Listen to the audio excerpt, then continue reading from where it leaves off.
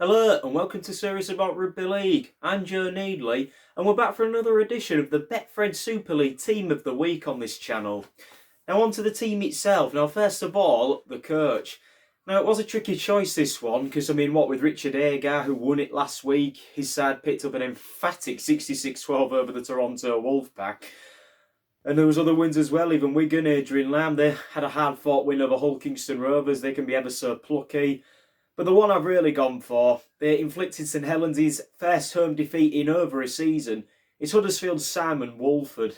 Now who would have seen that coming? Let's face it, the majority did tip a St Helens win there. But the Giants, who had a heavy defeat inflicted on them last week by Wigan, funnily enough, at the John Smith Stadium, really responded in style. And to claim a 12-10 win, outstanding defence there by the sounds of it as well, holding their own, even scoring a couple of tries, was a testament that they are a side that really should not be underestimated, despite many tipping them for relegation this year.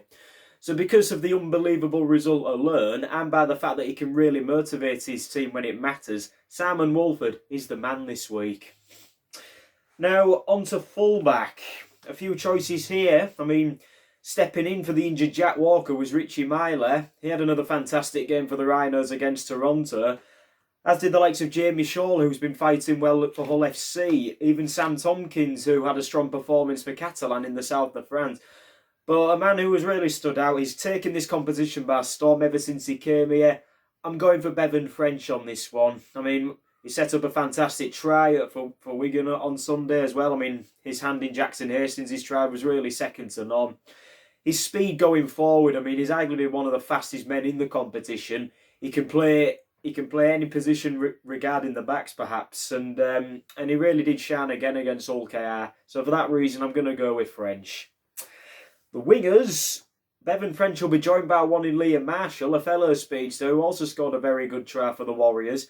His work, effort, and obviously enthusiasm to get involved with the play really has seen him battle amongst other wingers to get a place in the side, and fully deserving of another spot in the team this week. He really is a contender for perhaps the dream team at the end of the year so far.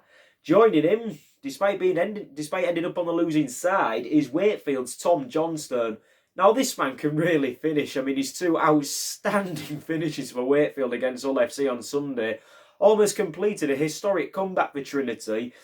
Facing up against the renowned winger in Mahe Fanua is no easy feat, but to score two tries and in the manner of which he did really does say something about how much skill and quality, as well as speed, that Johnstone possesses. So therefore, for that reason, he's in the side. The centres, another tricky one. In fact, the whole team was tricky this week. But there were a few contenders for centre. Josh Griffin, he made the second highest amount of metres with 150. Israel Folau, he had a strong game too. As did Morgan Knowles. Sorry, Saints fans. Morgan Knowles as well. Ryan Atkins even scoring two tries, but I'll get to it now. The two I've gone for, he is arguably the new man of the people. The first one is Conrad Hurrell, the man who single-handedly could do matching on together. And he's joined by Huddersfield's up-and-coming sensation, Jacob Wardle.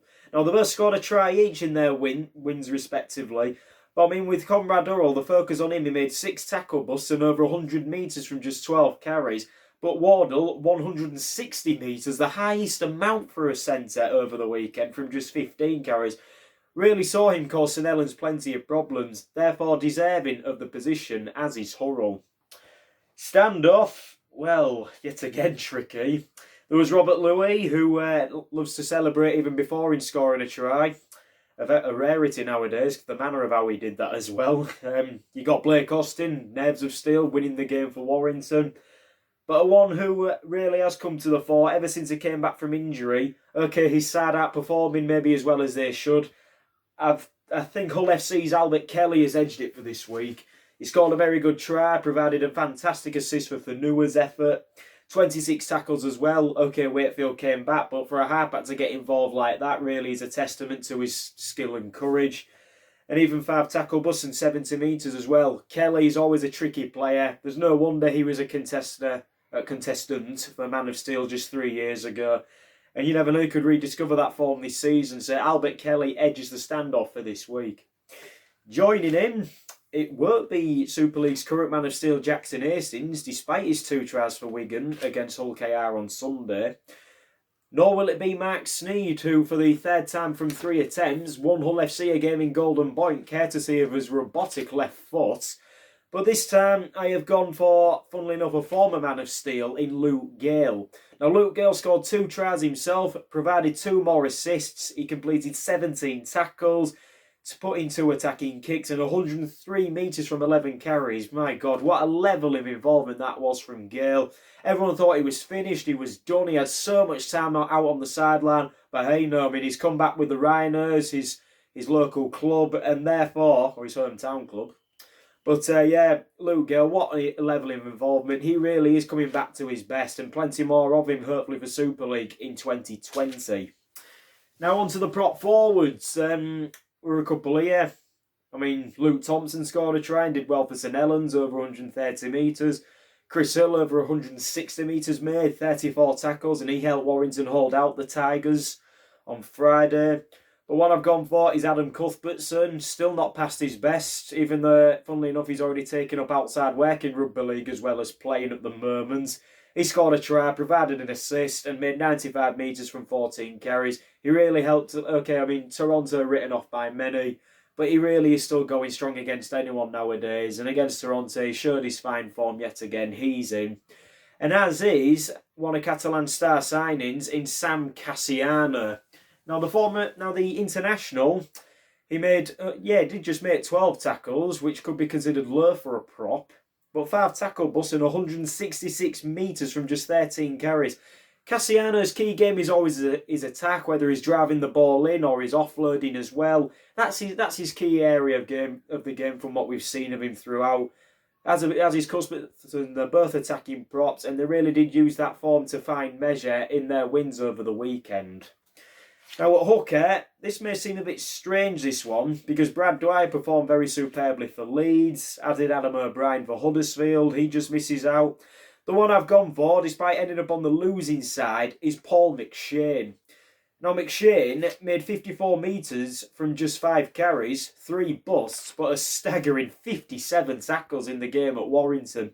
It was close throughout. I mean, 9 points to 8. You don't get many low-scoring games in Super League such as that. It couldn't have been any of a finer margin with a last-gasp drop goal.